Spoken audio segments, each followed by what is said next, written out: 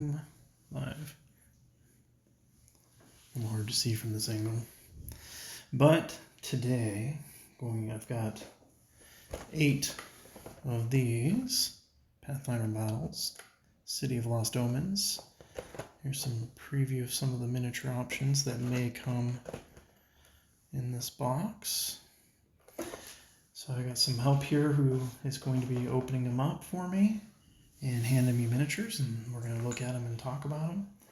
So we've got the first 3 here. So the first one is this one right here. We're looking at, now these are Pathfinder, so these names are going to be less familiar to some of you.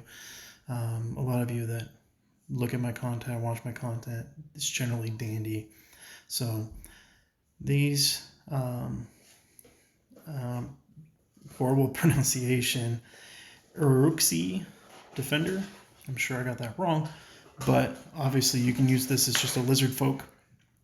And remember, lizard folk are a playable race too. So, you know, these aren't just enemy miniatures. Those can be used as player miniatures too.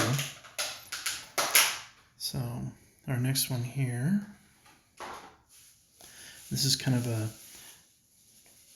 Lost Civilization theme campaign setting. Exulgath Skulker. That's pretty nice. I love the paint job on these. WizKids has really stepped up. Pathfinder, I find, generally has the better paint job on their models, even though Wizards of the Coast, Dungeons & Dragons, Pathfinder, I guess they're models, both of them from WizKids. And when you go look at the pre-painted, so, but I do find that the sculpt quality is a lot of times better when it's a Pathfinder model. It's just nice to see. So here we have a Dergar Taskmaster. He's even got a little pocket watch thing there. That's pretty nice. So, and we got our next little guy here. We're doing all the small miniatures first. So that's a pretty cool watchman here. Absalon Watch Officer. I love the color combination here with the white cloak, little shoulder tabard there. Just a great combination of colors. You've got the emblem. And next thing we have here, so we got another Dergar Bombardier. Oh, he's got little explosives that he's throwing. You know, Pathfinder has always kind of allowed gunpowder. So you have explosives, firearms, stuff like that, a lot more prominent in that game. Gimmerling. I don't know what a Gimmerling is, but it's a small child thing. So I don't have a Pathfinder monster manual. All right, so here, this is a big deal. So D&D has like no decent tabaxi models. So look at this. They call them catfolk in Pathfinder, but a great tabaxi model right here. So, but it's a catfolk pouncer. So this is one of the ones I was really hoping to get. Oh, and with any of these, when you have blind packs, you get duplicates. Very rarely do I not get any. So generally you hope it's a duplicate you can actually make use of. I'm not sure that this is a useful duplicate, but it's a dupe nonetheless. You also find that a lot of these, the sculpt, it's going to be a little bent or anything. You just kind of have to be okay with that. You can reshape them. It's generally not worth it, but it's a really cool model. I mean, not the most protective armor in the world, but it is a cool model. Low Atlanti, just a low Atlanti. But I like the trident there. This would be a good model for like a Saltmarsh campaign. So, and another this is a nice one. The staff's a little bent here, but there we go. Look at that little spell effect there. Focus camera. But what do we got? We got a Hellspawn Adept. Definitely could be a drow. Drow model. I'd probably fix the staff. Really like the cloak and the dress. The green and the black combination looks really nice. We got another great model here. Look at that hair. Out of this world. Nice big shield. Let's see. Angelkin Redeemer. So, you know, once again, Pathfinder, not D&D. So this could be maybe an ASMR instead of Angelkin. You know, ASMR Paladin. Cool model. Actually, my little cousin had a character named Flame who was a paladin that liked using a fire sword, and I think she would probably go crazy over this model. So we got another monster model here, and this one here is Olgath Warrior. So it's got a club and some arrows there.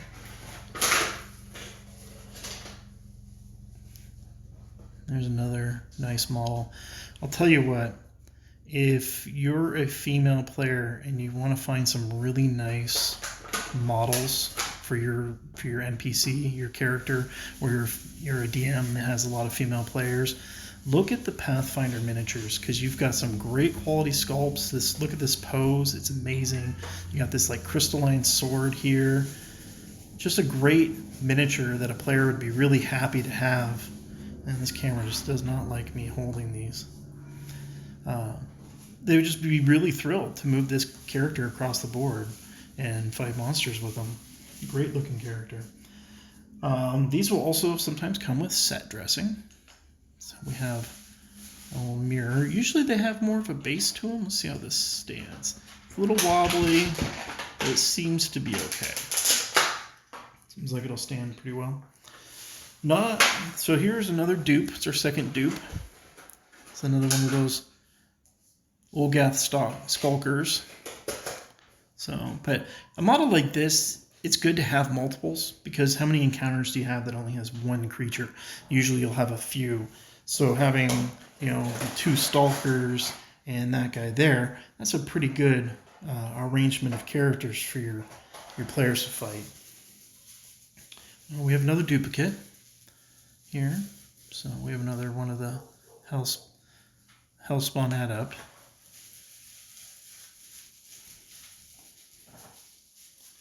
Oh, this is another one I was hoping to get. So D&D has Kenku. Pathfinder has Tengu, so Tengu Rogue. But if you've been looking for Kenku Rogue for your game, there's this one here. There's another model that Pathfinder has done. It's a Tengu duelist in red robes. Looks kind of like a red mage from Final Fantasy. I have that model and have used it in a few games. So there are a couple options out there for painted models in that sense. So looking at another duplicate. So sometimes I like to, oh, it's not completely a duplicate. It is a slightly different pose. So, or nope, it's just broken. So didn't come with the spell effect. These aren't perfect. You know, these are mass-produced models. They'll be, you know, nothing comes out absolutely perfect here. So we got another model here.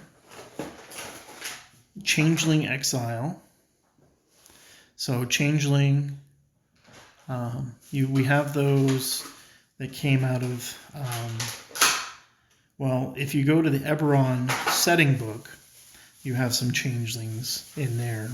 They're humanoids that have animalistic characteristics. So here's a good model for that. But this would make a decent enough druid. I mean, with the scythe there. So this would be a good druid model. This one I'm going to have to reshape a bit because he's kind of got a forward lean to it.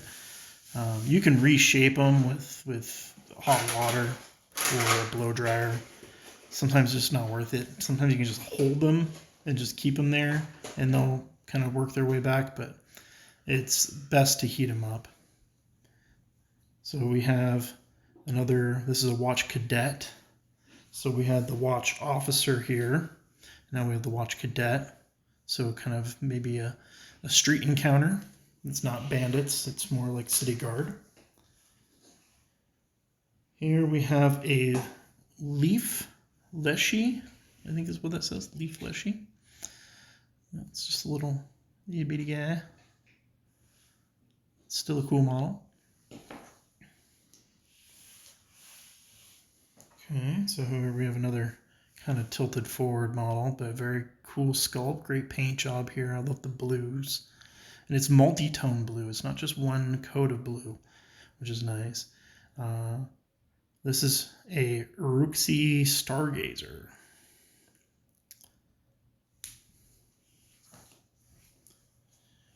Okay, here we have the Naida Queen. I'm butchering these, I know. But this would be a great fey creature, someone for your characters to interact with, who's maybe like a pixie or a fairy queen. This would be a great model for that kind of either encounter or just maybe this is an NPC they're going to meet and interact with. So here we have a really nice model. This one here is a Balasi. Well, I can't pronounce these things, angel, but you can read them. And look at that.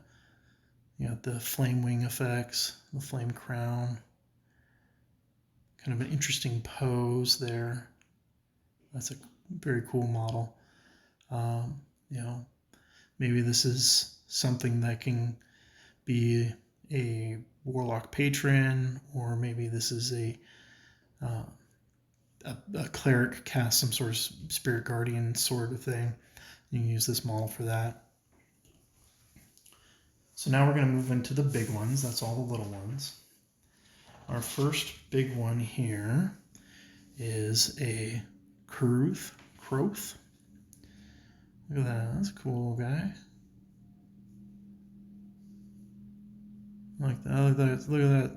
Look at that grin. I don't know if that's supposed to be teeth. I think they're teeth. They're just not well defined, but they are teeth or something. Oh, this is one of the rare models here from the set. Look at that. Faces. Lots of faces. We're looking at a skin stitch. So this would be something you could use like maybe as a flesh golem, or just create your own creature stat for it. These unique models, I'll use these unique models from Pathfinder, not using the Pathfinder statistics, but I'll create my own monsters with this. This will definitely give your players nightmares. So now we have a zombie brute. So there are zombie ogres in one of the monster manuals. I don't recall if it's in the monster manual or if it's in Volos, but there are zombie ogres. I'm pretty sure it's in the monster manual. And it's always good when you get a dinosaur, because druids shapeshift, and I don't always have the shapeshift forms that they can turn into, and dinosaurs are one of the more powerful options. This, of course, isn't called an Ankylosaurus. It's Pinacosaurus. Whatever. I would just call it an Ankylosaurus because that's what's in the D&D Player's Handbook. Or, sorry, Monster Manual. So here we have a Centaur Outrider. Centaurs are another playable race, but they're also creatures you can encounter. This one actually has a saddle, which is weird because centaurs, and of course there is some like straps on the saddle. Centaurs are not generally willing to let a rider ride them. That is usually meant for a loved one. If a centaur was to fall in love with a human, that would be pretty much the only person that would be allowed to ride them.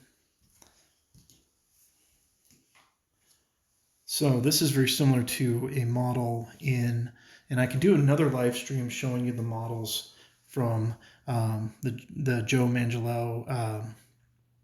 He had a set with D&D and WizKids, where it's his Archon the Cruel and his minions. I can do a live video of that another day. It's a cool set, but this is very similar. So this, they're just calling a Minotaur. What's really kind of cool about this model here is I actually have a Minotaur that I play in a game. His name is Chicago, and he uses double battle axes. Has really high strength, very low intelligence, talks like Macho Man Randy Savage. He's really into getting swole and lifting. He's just a fun character to play. What's really funny about that character is his axes are actually magical, and they're very, very powerful. But you must have a 20 intellect to use the magical items correctly. And because he has an intellect of 6, he'll never, ever be able to use them as magical items. It's just part of the humor of the campaign, kind of a joke between me and the DM. But it's a cool, very cool Minotaur. So here's our last one of the blind boxes. This is one of the pictured creatures. This is a Wave Rider. So this would be another great model for a Salt Marsh campaign. Put a CL for something on there. But that's a cool model. So that's the last of the blind boxes, but we did pick up also, this may be too close, but there is a limited edition that we picked up, and this one was actually a double model limited edition, which is kind of nice about Pathfinder. Sometimes they do 2 large models.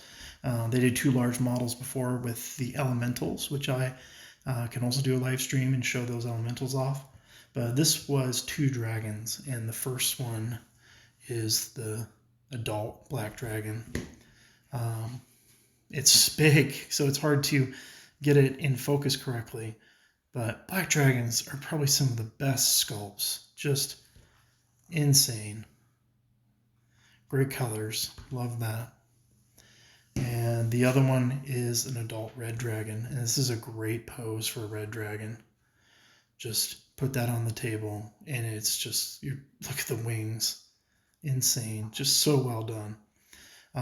This special edition, if you can find it online, is probably going to be about $50 for the two large base adult dragons. If you don't get it right away and it starts to become rare, you're going to pay anywhere between $70 and $150. So, especially for dragon models. So get it early while it's still inexpensive. Well, thanks for coming and taking a look.